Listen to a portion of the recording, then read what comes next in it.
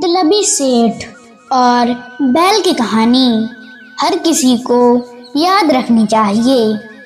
आंखें खोल देने वाली इन बातों को।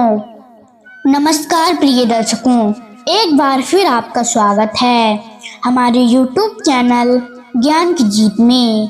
कहते हैं यदि मौत की घड़ी आ जाए तो संसार की कोई शक्ति उसे मरने से रोक नहीं सकती।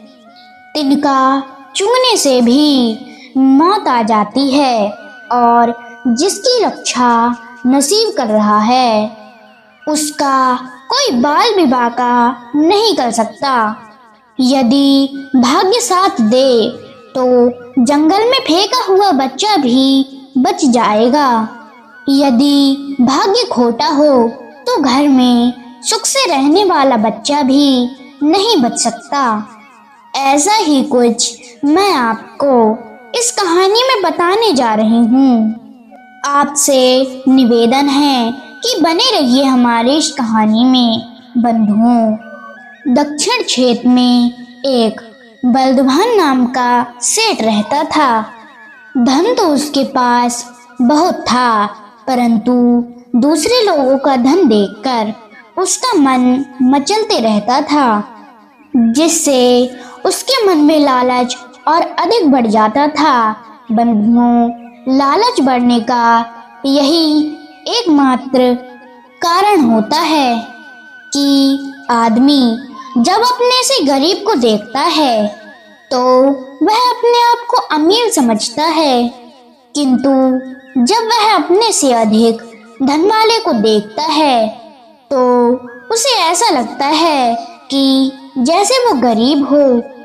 और गरीबी आने के यह 4 प्रमुख लक्षण हैं: बेकार, आलसी, किस्मत के सहारे रहने वाला और सुस्त और लालची। इनके पास उसी तरह लक्ष्मी नहीं आती जैसे जवानी में धुत लड़की बूढ़े आदमी के पास भागती है। बंधुओं, यह बात याद रखने वाली है कि बड़ा आदमी बनने के रास्ते में ये 6 प्रकार की बाधाएं जरूर आती हैं। पहली, सुस्ती और दूसरी औरत की दास्तां। तीसरा, बीमारी। चौथा, जन्मभूमि से प्यार। पांचवा, संतोष। छठवा, बुजदिली।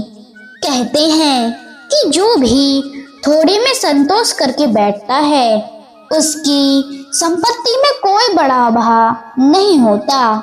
तभी तो कहा है, उत्साही, हिम्मत ना करने वाली और दूसरों की खुशी में दुश्मनों की खुशी में खुश रहने वाली औलाद को कोई भी माँ जन्म ना दे।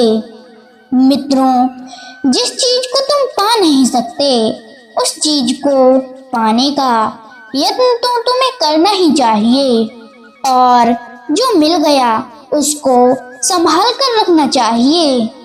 जो बच गया उसको बढ़ाता जाए। जो ज्यादा अधिक धन हो जाए तो उसे शुभ कामों में भी लगाता जाए। कहते हैं धन कमाकर उसकी रक्षा करना कठिन होता है। आखिर उस धन का क्या ही लाभ जो ना खाया गया और ना ठीक से प्रयोग किया गया। उस ज्ञान का क्या लाभ जिसे पाकर आपने कुछ अच्छा नहीं किया, किसी को लाभ न पहुंचाया।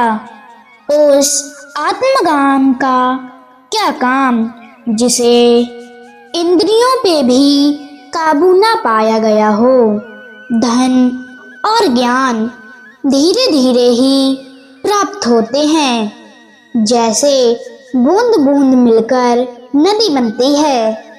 जिनके दिन दान और भोग के बिना निकल जाते हैं उनका जीवन लोहारों की धोखनी की तरह होता है, जो सांस तो लेती है परंतु उसमें जीवन का कोई अंश नहीं होता। एक दिन सेठ ने किसी बड़े नगर में जाने का फैसला कर लिया। अपने लिए एक बैलगाड़ी तैयार की जिसमें दो बैल जुटे हुए थे और शहर की ओर चल दिया। बड़े लोग कहते हैं कि प्राणी को शिरमें और बहस से कई ज्ञान सीखने चाहिए, जैसे सुरमा एक दिन आँख में लगाते समाप्त हो जाता है, जैसे दीमक अंदर ही अंदर लकड़ी को खा जाती है। मनुष्य को चाहिए कि वह इनकी ओर देखते हुए भले काम करे, क्योंकि शक्तिशाली के लिए कोई काम कठिन नहीं होता, परिश्रमी के लिए कोई स्थान दूर नहीं होता, विद्वानों के लिए कोई जगह विदेश नहीं है और मीठा बोलने वाले के लिए कोई पराया नहीं होता। इसके विपरीत काम को देखते हुए जो अपने मन में निराशा पैदा करे उससे दूर रहना चाहिए, क्योंकि निराशा ही असफलता की जड़ है। बंधुओं, जब वह सेठ व्यापार के लिए जा रहा था तो उसने रास्ते में देखा कि उसका बैल थका हुआ है और वह लंगड़ा कर चल रहा है। उसने झट से रास्ते में ही एक नया बैल खरीदा और उस लंगड़े बैल को वही रास्ते में ही छोड़कर चला गया। लंगड़ा बैल दुखी मन से उस मानव को कोस रहा था कि मनुष्य कितना निर्दयी हो गया है, जो सुख में उसका साथी था और दुख में उसे यहाँ छोड़कर चला गया।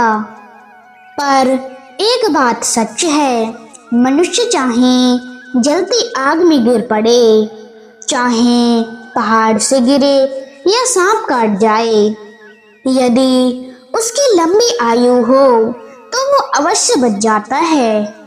भाग्य के सहारे वह लंगड़ा बैल उस जंगल में रहने लगा। कुछ ही दिनों में वह ठीक हो गया और खुले जंगल में घूमते खाते पीते वह बहुत मोटा ताजी हो गया। उसी जंगल में एक शेर रहता था। एक दिन शेर पानी पीने के लिए नदी के किनारे पहुंचा। वहीं पर वह बैल पानी पीकर जोर से डकार रहा था। शेर ने ऐसी भयंकर गर्जनाएं पहले कभी नहीं सुनी थी। शेर उस बैल की ऐसी गर्जनाएं सुनकर भयभीत हो गया। वह उस नदी से बिना पानी पिए ही दौड़कर दूर एक गुफा में जाकर बैठकर सोचने लगा कि इस जंगल में ऐसा कौन सा जानवर आ गया है जिसकी गर्जना मात्र से ही उसका गला हिल गया। शेर के मंत्री के दो बेटे थे। जब उन्होंने शेर को चिंतित देखा तो वे समझ गए कि जंगल का यह राजा आज किसी चीज के डर से बिना पानी पिए ही दुम दबाकर भागा आया है। चलो अच्छा है, कम से कम ये हमें अपनी बाहुबली के किस्से तो नहीं सुनाएगा। राजा को भी किसी न किसी का भय अवश्य होना चाहिए। जो राजा निर्भय हो जाता है वह अहंकार का वशीभूत हो जाता है और अपने शासन से प्रजा को संताप देता है। शेर के मंत्री के बेटों ने भी जाकर उस शेर के सामने उस बैल के बारे में बड़ा चढ़ाकर बोल के उस शेर के दिल में उस बैल के लिए डर भर दिया। इस कारण से शेर ने उस नदी पर जाना ही छोड़ दिया। अब तो बैल निर्भय होकर खाता पीता है और टहलता रहता है। एक दिन जब वह सेठ लौटकर वापस आ रहा था तो उसने उसी बैल को नदी के किनारे टहलता हुआ देखा। वह बैल अब तो बहुत हष्ट पुष्ट हो चुका था। सेठ उस बैल को पकड़ने के लिए आया तो वह बैल कहने लगा, अरे मतलबी मानव, जब मैं दुखी था तब तू मुझे इस जंगल में छोड़कर चला गया, ना मुझे घर का छोड़ा और ना घाट का, और आज जब मैं ठीक हो गया तो मुझे पकड़ने आया है। चल भाग यहाँ से, मैं तेरे साथ नहीं जाऊंगा।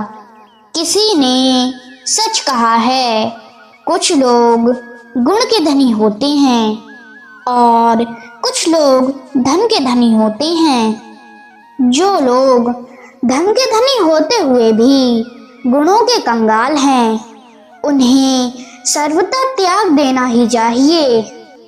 तो बंधुओं, हमारी यह कहानी यहाँ समाप्त होती है।